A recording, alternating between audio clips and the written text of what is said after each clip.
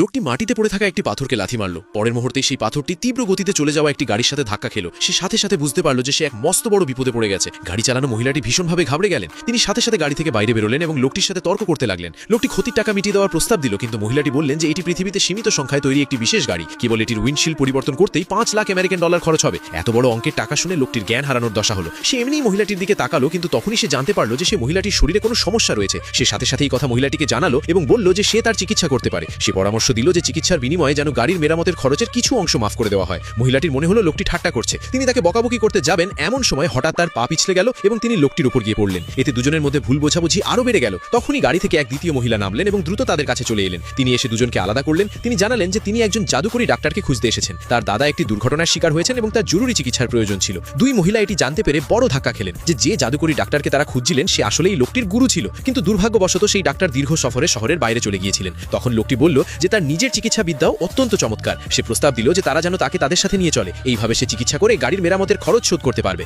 নারী চালকের মনে হলো যে লোকটি তাদের বোকা বানানোর চেষ্টা করছে। তিনি দ্বিতীয় মহিলাটিকে বললেন তার কথায় যেন ভরসা না করেন। হঠাৎ নারী চালকের পেটে তীব্র ব্যথা শুরু হয়ে গেল। এটি দেখে লোকটির সাথে সাথে তার চিকিৎসা বিদ্যার প্রয়োগ করলো। পরের মুহূর্তেই মহিলাটি অলৌকিক উপায়ে সুস্থ হয়ে গেলেন। দ্বিতীয় মহিলাটি এটি দেখে পুরোপুরি অবাক হয়ে গেলেন। লোকটি এটি দেখে কিছুটা অহংকার করতে লাগলো এবং বলল যে তার চিকিৎসা বিদ্যা তো তার গুরুর চেয়ে সামান্য একটু বেশিই ভালো।